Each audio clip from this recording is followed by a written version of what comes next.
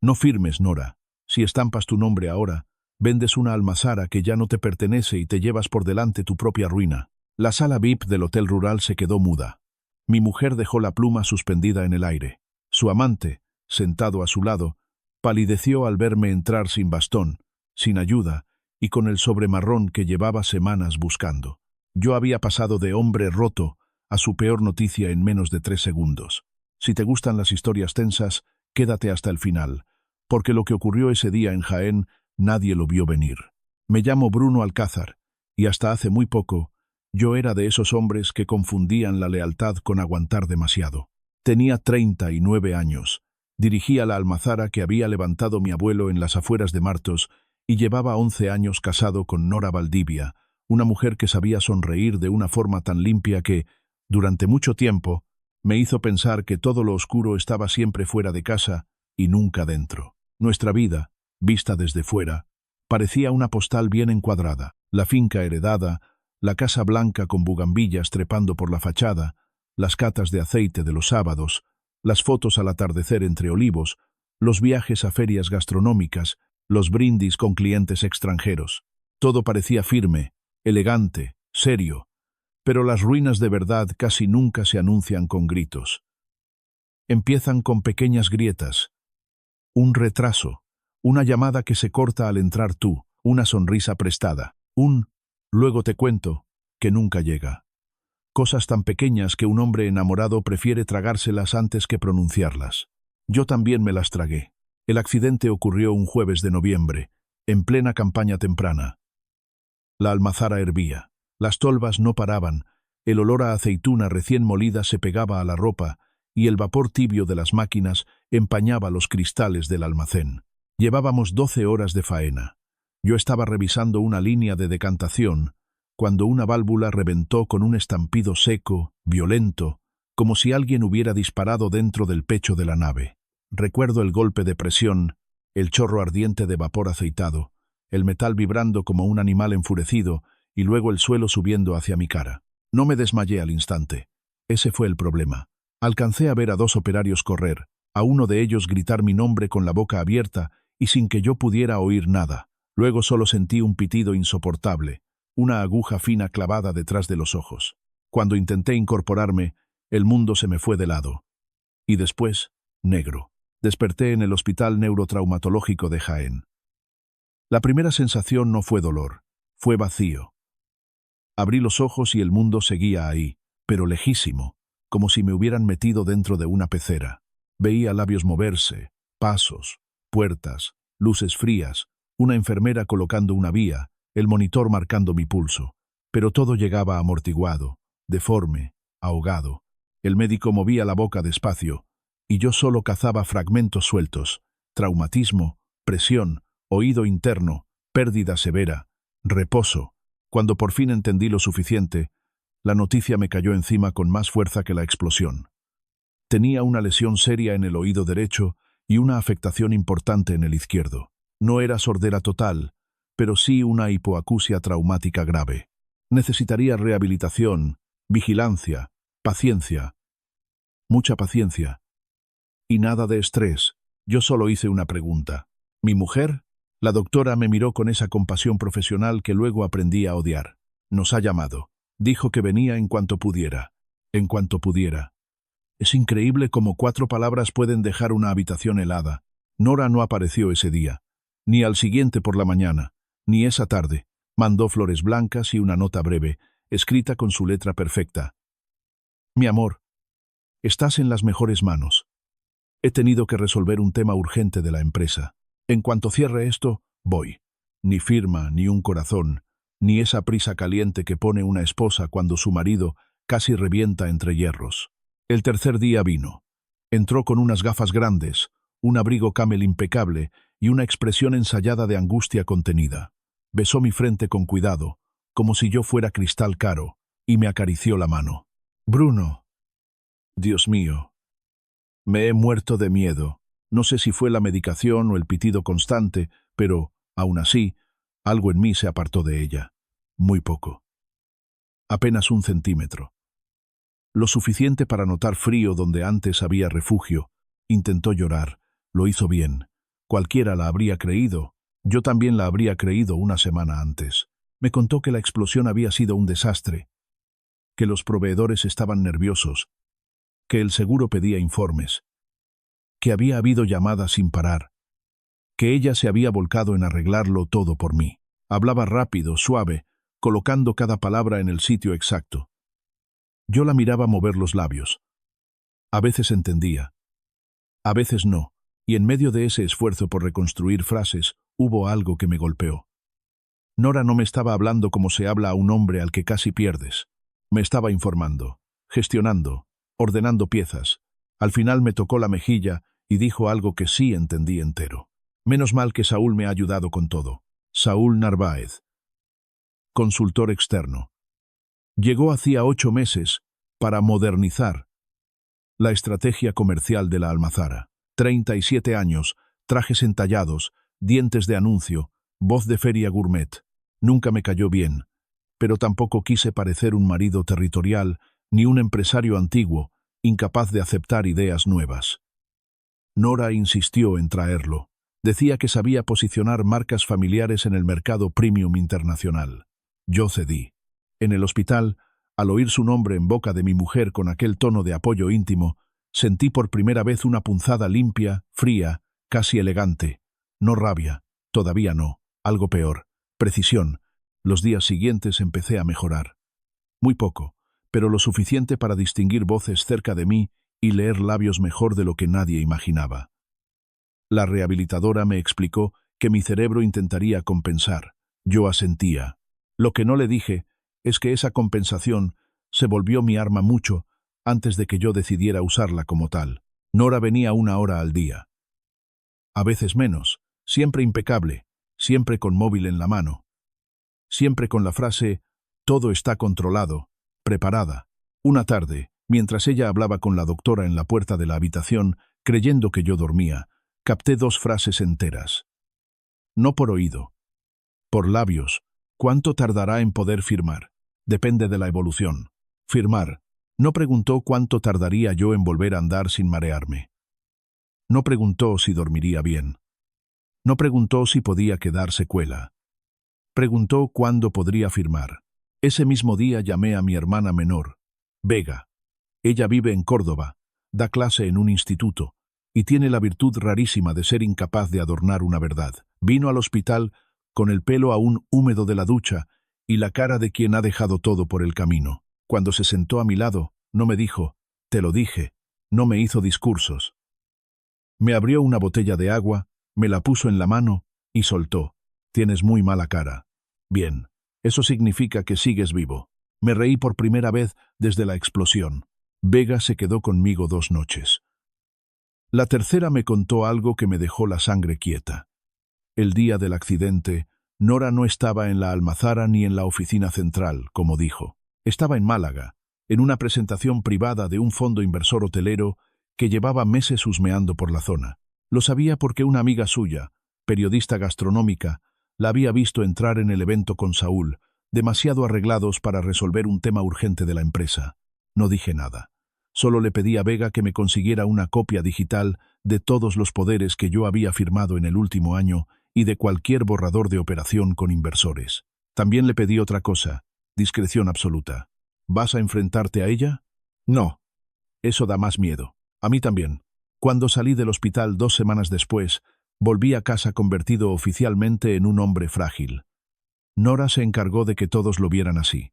Me quitaba la taza de la mano antes de que pudiera cogerla bien. Hablaba por mí en las visitas. Repetía delante de cualquiera que yo no debía alterarme, que el ruido me desorientaba, que todavía no estaba para decisiones grandes. Lo decía con ternura, pero debajo de cada caricia había una operación en marcha. Empequeñecerme sin que pareciera una agresión, y yo dejé que lo hiciera. Ese fue mi verdadero cambio. Antes habría discutido, habría exigido explicaciones, habría golpeado la mesa para recordar que la finca, las máquinas, los contratos y el apellido en la etiqueta seguían siendo míos. Pero cada vez que estaba a punto de reaccionar, recordaba 2 cosas: la nota impersonal de las flores blancas y la pregunta sobre cuánto tardaría en poder firmar. Así que me callé. Saúl empezó a aparecer en casa, con demasiada naturalidad. Traía informes, cafés, propuestas, gráficas con palabras inglesas y aire de hombre imprescindible. Se sentaba frente a mí en el comedor y hablaba despacio, demasiado despacio, como se le habla a quien consideras dañado. Bruno, la marca necesita moverse. El mercado cambia muy rápido. Bruno, no podemos seguir con estructuras del siglo pasado. Bruno, lo mejor es delegar mientras te recuperas. Yo lo miraba. Asentía un poco, fingía cansancio. A veces pedía que repitiera porque con tanto ruido me pierdo. Él repetía encantado. Los vanidosos siempre se delatan cuando creen que dominan la escena. En una de esas reuniones apareció el núcleo de todo. Saúl dejó sobre la mesa un proyecto para convertir parte de la finca en un complejo de oleoturismo de lujo asociado a una cadena boutique. Al principio sonaba razonable.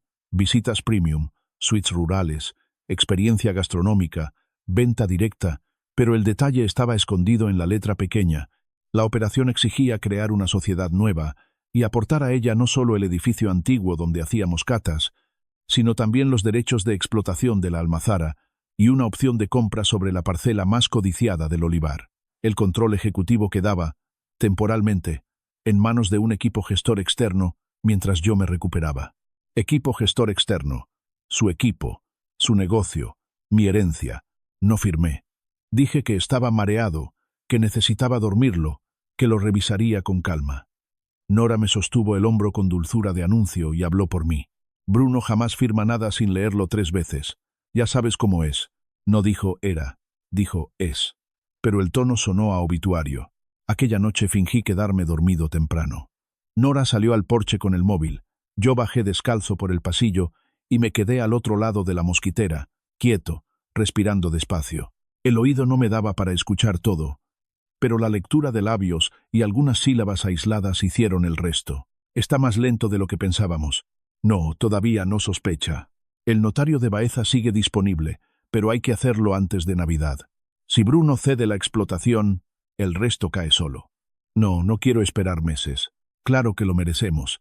Todo esto lo hemos levantado nosotros. Nosotros.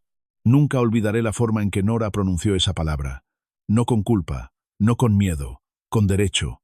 Se metió de nuevo en casa y yo regresé a la cama antes que ella. Me tumbé boca arriba mirando el techo. Tenía el pecho en calma, pero por dentro noté cómo algo terminaba de colocarse. Llevaba semanas reuniendo indicios. Esa noche tuve certeza. Mi mujer no solo me engañaba con Saúl. Los dos estaban intentando apartarme de mi propia empresa usando mi accidente como ventana de oportunidad. Y aún así, no grité. No la desperté. No lancé el vaso contra la pared, porque entendí algo brutal y sencillísimo. Si hablaba entonces, solo les regalaba tiempo para corregirse. A la mañana siguiente llamé a Elías Montalbán, el notario que había llevado la herencia de mi abuelo. 72 años, traje oscuro incluso en agosto, modales secos y memoria de acero. Le pedí verme en persona, sin correos, sin oficina, sin ruido. Me recibió esa misma tarde en su casa de Úbeda, en una biblioteca que olía a cuero y madera vieja.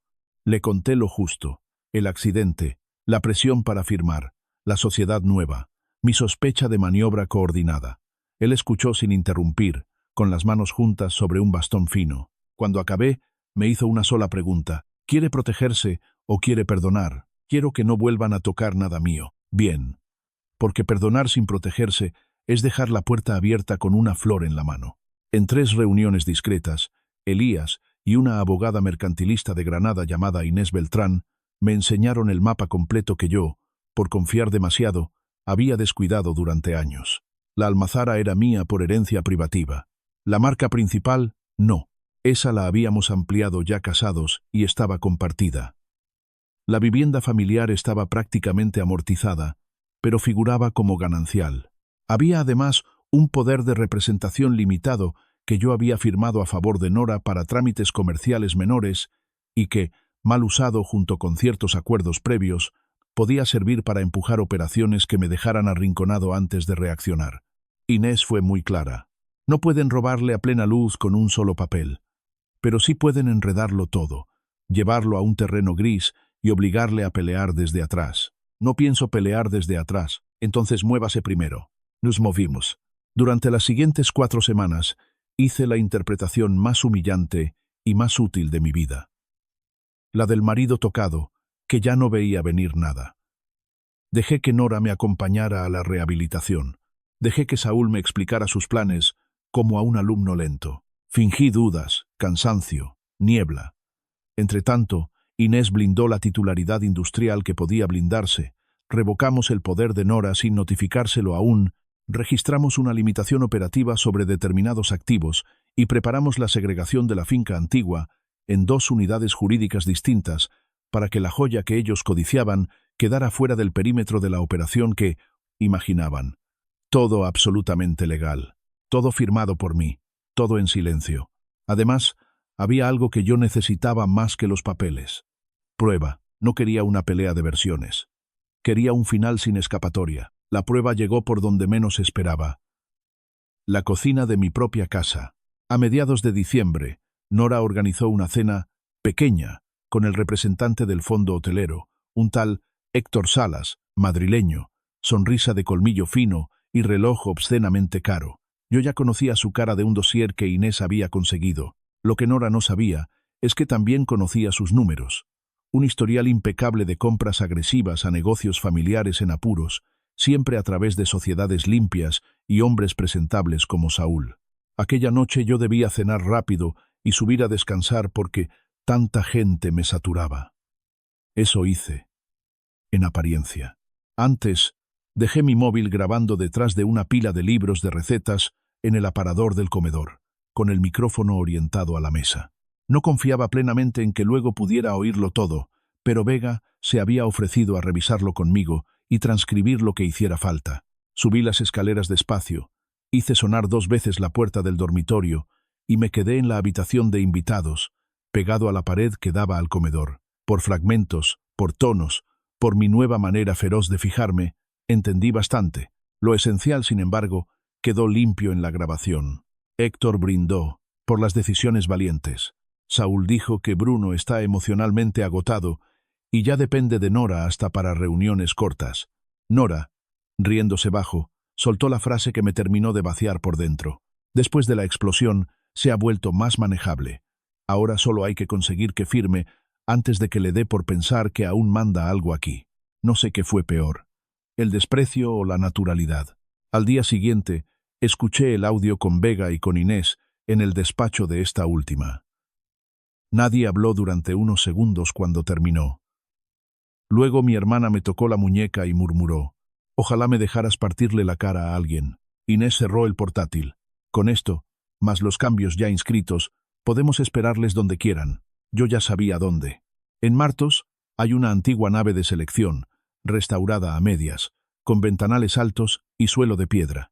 Mi abuelo la usaba para reuniones con cosecheros. Nora la odiaba porque le parecía demasiado rústica para clientes premium. Precisamente por eso propuse que la firma definitiva con el fondo se hiciera allí, como gesto simbólico de continuidad y modernización. Saúl creyó que era una cesión sentimental de un hombre vencido. Héctor aceptó encantado, pensando en fotos con autenticidad andaluza. Nora sonrió con ese alivio dulce de quien cree que su obra está terminada. La cita quedó fijada para el 22 de diciembre, a las 6 de la tarde. Los días previos fueron casi insoportables de lo normales que parecieron. Nora me preparaba infusiones, me preguntaba si me mareaba con el coche, me recomendaba no cansarme. Incluso tuvo la ternura obscena de comprarme un jersey nuevo, porque, de cara a la firma, conviene que te vean recuperado. Yo me dejé vestir, cuidar, conducir, observar. Ningún actor recibe un aplauso tan peligroso como el del rival que se cree director de la escena. La mañana del 22 amaneció con un frío seco y un cielo limpio, de esos que vuelven afiladas las cosas. Desayunamos en silencio. Nora llevaba una blusa marfil y los pendientes pequeños de oro que se puso el día de nuestra boda civil en Granada. Cuando la vi elegir precisamente esos pendientes, entendí que algunas personas no sienten culpa como una punzada moral. La sienten como una molestia estética, algo que arreglan combinando bien los accesorios. A las 4 antes de salir le pregunté: ¿Hoy termina todo? Ella me sostuvo la mirada un segundo de más. Hoy empieza una etapa mejor para todos. Otra vez todos. Otra vez yo fuera aunque todavía estuviera sentado en mi propia cocina. Llegamos a la nave a las 5:30. Habían colocado una mesa larga de madera pulida, calefactores discretos, focos cálidos sobre los antiguos depósitos y un pequeño catering con queso curado, jamón y copas finas. Todo bonito, todo caro, todo con esa estética de negocio pulcro que intenta tapar la carroña con luces suaves. Héctor Salas ya estaba allí con 2 asistentes y un abogado joven. Saúl se movía por el espacio como si ya fuera suyo. Nora revisaba carpetas, perfecta, tranquila, eficiente. Cuando me vio entrar, me apretó el antebrazo con suavidad. «Tú siéntate. Yo me encargo del resto». Casi me reí. El notario que ellos esperaban era uno de Baeza, recomendado por el equipo de Héctor. Llegó a -15, estrechó manos, se colocó las gafas y empezó a preparar el protocolo. Nadie se sorprendió de que yo hablara poco. Ya se habían acostumbrado a interpretar mi silencio como debilidad. Se revisaron cláusulas, porcentajes, condiciones suspensivas, plazos de integración. Todo muy técnico, todo muy calculado para que yo pareciera perdido, y Nora, imprescindible. En un momento dado, Saúl se inclinó hacia mí y señaló una línea concreta. «Aquí, Bruno. Esto solo formaliza la cesión operativa, para que no cargues tú con el estrés de la gestión. La generosidad falsa tiene una textura especial. Yo ya sabía reconocerla». Héctor añadió, con tono de seda, «Usted gana tranquilidad. Nosotros invertimos. La marca crece. En 6 meses me dará las gracias». Yo asentí despacio. Miré a Nora. Ella me regaló esa sonrisa pequeña que tantos años confundí con amor y que ahora veía por fin como era. Una forma elegante de cerrar una jaula. El notario carraspeó. «Si no hay más observaciones, pasamos a la firma». Me acercaron la pluma primero a mí. La sostuve. Dejé que el silencio creciera, que todos miraran mi mano, que pensaran que dudaba por miedo, por secuelas, por niebla. Entonces solté la pluma sobre la mesa. El clic metálico sonó pequeño, pero abrió la sala en canal. «No firmes, Nora. Si estampas tu nombre ahora, vendes una almazara que ya no te pertenece y te llevas por delante tu propia ruina». Nadie respiró. Nora parpadeó, muy despacio. Saúl tardó 2 segundos en reaccionar. Héctor tardó 3. A veces la derrota entra primero por la cara. Me puse en pie sin ayuda, sin bastón, sin la torpeza que llevaba semanas regalándoles. Saqué del sobremarrón 3 documentos y los coloqué sobre la mesa.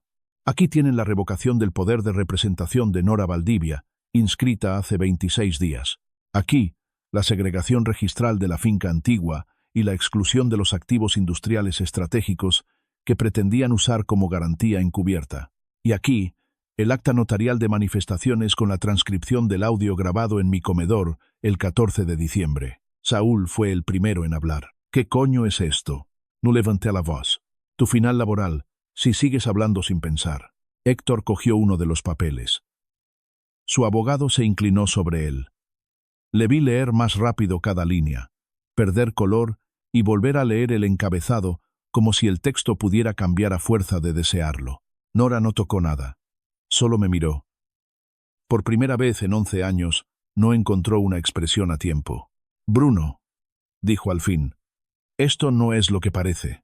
No, es peor, porque parece una inversión y en realidad era una extracción». Saúl se incorporó bruscamente. «No puedes grabar una conversación privada en tu casa y montar un circo con eso. Puedo grabar en mi casa una mesa sentada sobre mis facturas, mis muebles y mi confianza. Y si además en esa mesa se planea desplazarme de mi propia empresa, aprovechando mi accidente, lo llamo previsión, no circo». Héctor intentó recomponerse.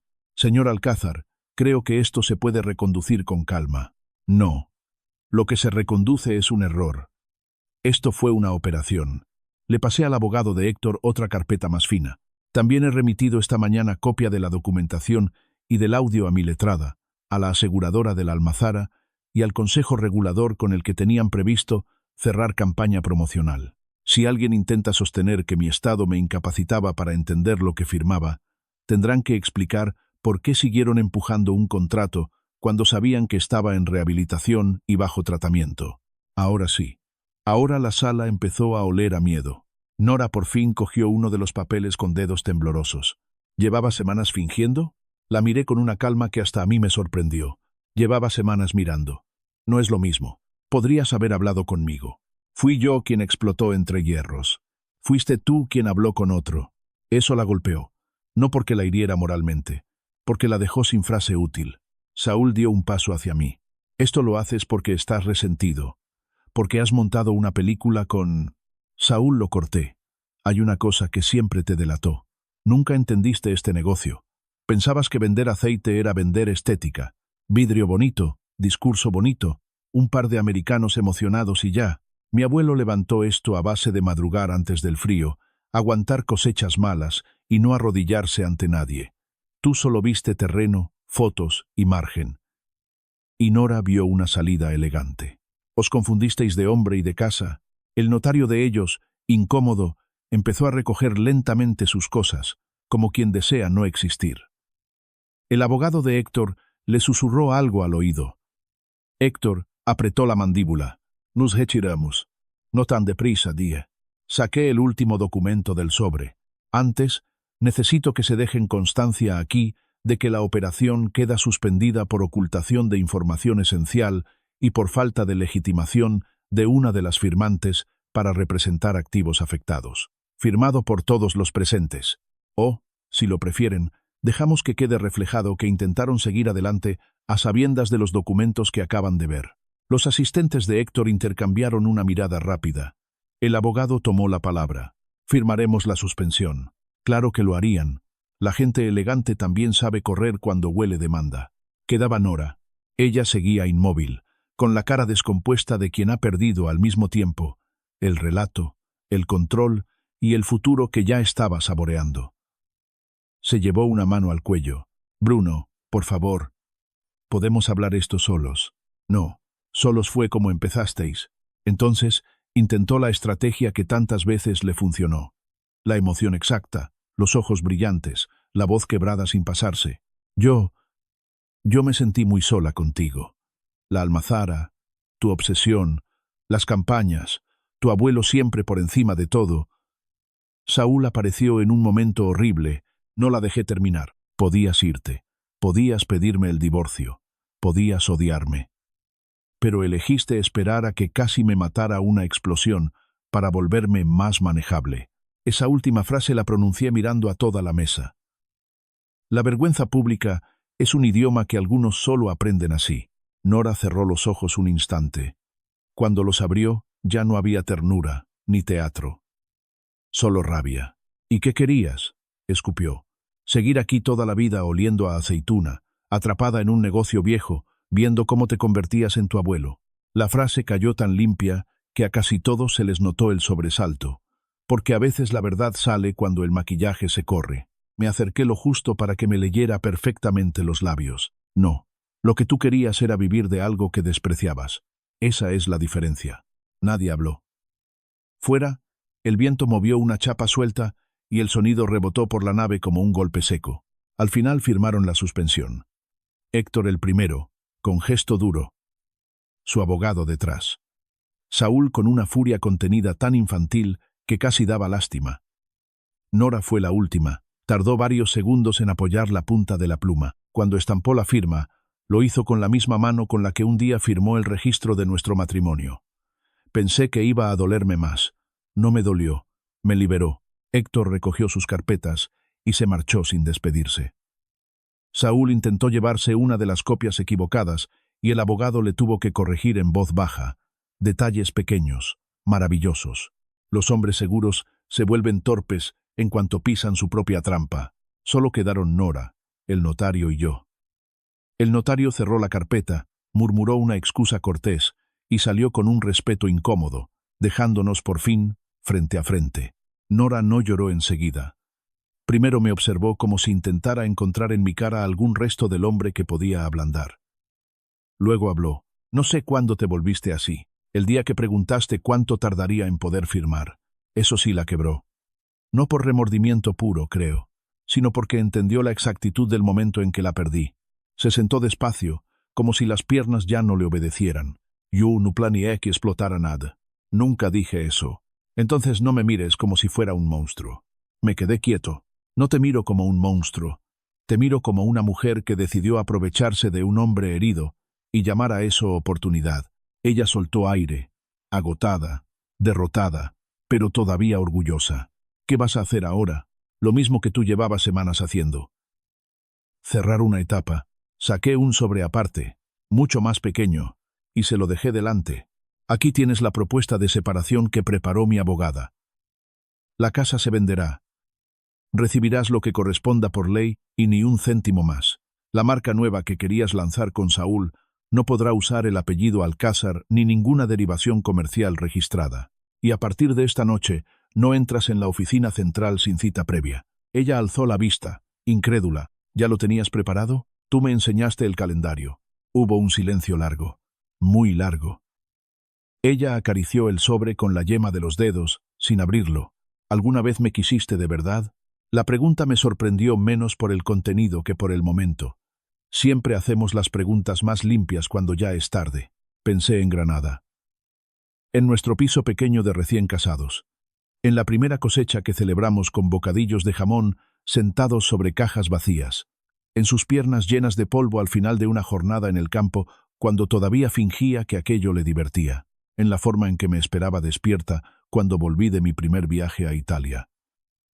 En tantas cosas reales que sí existieron y que no merecían ser ensuciadas más de la cuenta, sí respondí. Pero eso ya no te sirve. Nora se llevó la mano a la boca. Esta vez sí lloró sin elegancia, sin cálculo, sin frase preparada. Lloró como alguien que por fin ve el precio entero de lo que hizo. Yo la dejé llorar. No por compasión, por cierre. Cuando se calmó un poco, se puso en pie. No sé dónde voy a ir. Por primera vez en mucho tiempo. Eso ya no depende de mí. Salió de la nave sin mirar atrás. Yo me quedé solo unos minutos.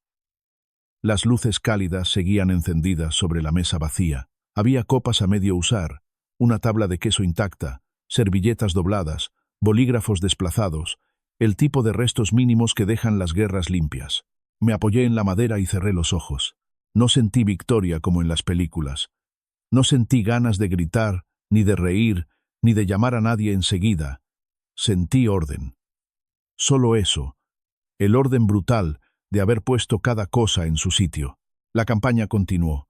Esa fue la parte más hermosa y más cruel para ellos. El mundo no se paró. Los tractores siguieron entrando. El aceite siguió decantando. Las botellas siguieron llenándose. La vida real siempre humilla a quienes creen que todo gira alrededor de su maniobra. Héctor desapareció de la escena con la velocidad de un hombre acostumbrado a cambiar de objetivo. Saúl duró menos. Intentó salvarse, diciendo que todo había sido una mala interpretación emocional provocada por mi estado. Mala suerte. El audio, los correos y un par de mensajes que Inés consiguió atar lo dejaron como exactamente lo que era, un oportunista con demasiada prisa. En enero ya no aparecía por Jaén. La última noticia que tuve fue que andaba buscando hueco en una empresa de Valencia. Me alegró imaginar su sonrisa vendida en otro escaparate. El divorcio no fue rápido, pero sí claro. Nora intentó al principio recuperar terreno con una mezcla de nostalgia y reproche. Unos días me mandaba mensajes recordando viajes, una noche en Lisboa, el perro que nunca llegamos a tener, el color de las baldosas que elegimos juntos para la cocina. Otros días me acusaba de haberla humillado, de haber montado un espectáculo, de haberla tratado como a una enemiga. Nunca le respondí en caliente. Todo pasaba por Inés. Toda conversación sentimental que no cambia un hecho es una forma barata de retrasar la realidad. Vega venía cada fin de semana que podía. Me obligaba a salir a andar entre olivos, aunque yo dijera que tenía trabajo. A mitad de enero me llevó a un bar de carretera a desayunar tostadas con aceite y tomate, me vio callado y soltó. Ya puedes dejar de vivir con cara de acta notarial. Estoy bien. No. Estás en paz a ratos y agotado el resto. No es lo mismo. Tenía razón. La paz no llega entera. Llega en ráfagas. Un café solo. Un silencio que no duele. Una noche completa durmiendo sin despertarte con un zumbido en la cabeza. Un día en que recuerdas su nombre sin que se te tense la mandíbula. Cosas pequeñas. Suficientes. Mi oído izquierdo mejoró mucho más de lo previsto. El derecho quedó tocado para siempre. Pero aprendí a vivir con ello. La doctora de rehabilitación me dijo en marzo, ha recuperado más de lo esperado. No solo físicamente. No le conté que en realidad la lesión me había regalado algo perverso pero útil. Me enseñó a mirar, a leer gestos, pausas, omisiones, a distinguir entre cuidado y control, entre apoyo y ocupación de espacio, entre compañía y cálculo. A veces uno sobrevive a un estallido y descubre que el verdadero daño venía de mucho antes, en silencio. En abril celebramos en la finca una cata reducida con compradores de Sevilla y 2 importadores japoneses. Nada grandilocuente, nada de hoteles de lujo, nada de humo premium, solo el aceite, el pan, los árboles y la historia bien contada. Al terminar, uno de los japoneses, un hombre seco y muy correcto, se quedó mirando el atardecer sobre las hileras de olivos y dijo en un español esforzado, «Aquí se nota que alguien cuida esto de verdad». Fue el elogio más preciso que me habían hecho en años. La venta de la casa se cerró en junio. El mismo día de la firma yo llevé la última caja al coche sin ayuda. Dentro iban pocas cosas. Fotos de mi abuelo, un cuchillo jamonero antiguo, una taza de barro de Cazorla, 2 camisas, papeles, nada más. La casa vacía parecía más grande y más honesta. Ya sin muebles bonitos ni cenas perfectas, por fin mostraba lo que había sido durante mucho tiempo, un escenario. Me mudé a una vivienda más pequeña, a 10 minutos de la Almazara. Sin porche de revista, sin arcos decorativos, sin comedor para recibir a gente que nunca quise impresionar. La primera noche cené solo en una mesa plegable, con una lata de mejillones, pan y aceite nuevo. Y me supo mejor que muchos banquetes de los últimos años. De Nora supe poco después. Se marchó a Madrid un tiempo, luego volvió al sur. Me dijeron que quiso meterse en consultoría gastronómica por su cuenta, pero sin el apellido, sin la finca, sin el acceso, sin la historia que usaba como si le perteneciera, todo era mucho más difícil. No le deseé mal, tampoco bien. Hay personas a las que no hace falta hundir. Basta con retirarte y dejar que descubran cuánto dependían de lo que despreciaban. A finales de verano, Elías Montalbán vino a la Almazara. Caminó despacio entre depósitos, olió el aceite recién filtrado y aceptó un vaso pequeño sin hielo. Como siempre. Su abuelo estaría satisfecho, dijo. Eso espero. Él me miró por encima de las gafas. No, usted espera otra cosa. Que todo esto haya valido la pena. No respondí. Apoyó el vaso en la mesa. La pena ya estaba. Lo que usted hizo fue dejar de regalarla. A veces los hombres viejos dicen una frase y te ahorran 20 años de confusión. En octubre, casi un año después de la explosión, organicé una comida para el equipo de campaña. Nada de lujos. Migas, carne a la brasa, vino de la tierra, risas de verdad. Al caer la tarde, uno de los chavales nuevos me preguntó si era cierto que una gran cadena hotelera quiso comprar la finca, y yo la rechacé por orgullo. Lo pensé un instant. No por orgullo, dije. Por higiene. Se rieron sin entender del todo. Mejor así. Aquella noche me quedé solo un rato junto a la nave restaurada, donde todo saltó por los aires para Nora y Saúl. El cielo estaba despejado. El aire olía a tierra fría. Apoyé una mano en la piedra del muro y escuché el silencio raro de mi lado derecho, ese vacío parcial que ya no me asustaba. Luego escuché con el izquierdo lo suficiente. Hojas moviéndose, un perro lejano, el crujido del terreno, el motor de un tractor apagándose a lo lejos. Y entendí algo que no había podido decir en voz alta hasta entonces. La explosión no me rompió la vida, me rompió la mentira. Sinceramente, ya era hora. No volví a casarme. No corrí a buscar una historia nueva para tapar la anterior. No convertí mi dolor en un espectáculo de superación. Seguí trabajando, seguí afinando el aceite, seguí madrugando, seguí invitando a Vega a desayunar cuando venía. Seguí aprendiendo a vivir sin pedir permiso para existir en mi propia casa, en mi propio negocio y en mi propia calma. Mucho tiempo pensé que la peor derrota para un hombre era que lo engañaran. Me equivocaba. La peor derrota es enterarte y aún así no hacer nada por miedo a quedarte solo, a romper la foto, a dejar de ser el bueno. Yo estuve a punto de caer en esa cobardía educada. Luego explotó una válvula. Me zumbaron los oídos. Y de pronto vi mi vida con una claridad casi indecente. Nora creyó que mi accidente me había vuelto manejable. Lo que hizo fue volverme exacto. Saúl creyó que un hombre tranquilo es un hombre débil. Lo que descubrió es que el silencio también sabe cerrar puertas. Y Héctor Salas creyó que una finca familiar era una operación bonita con un dueño cansado. Lo que encontró fue una mesa preparada y a un hombre despierto antes de tiempo. Ese fue el verdadero final, no el llanto de Nora, no la cara de Saúl, no la firma suspendida. El verdadero final fue mucho más simple. La mañana siguiente, llegué a la almazara antes del amanecer. Abrí yo mismo la puerta principal y entré solo. El aire estaba helado y olía a metal limpio y aceituna verde. Encendí las luces una a una. El eco de mis pasos rebotó en la nave vacía. No había abogados, no había amantes, no había inversores, no había nadie explicándome qué convenía hacer con lo mío. Puse la mano sobre el interruptor general, respiré hondo y sonreí.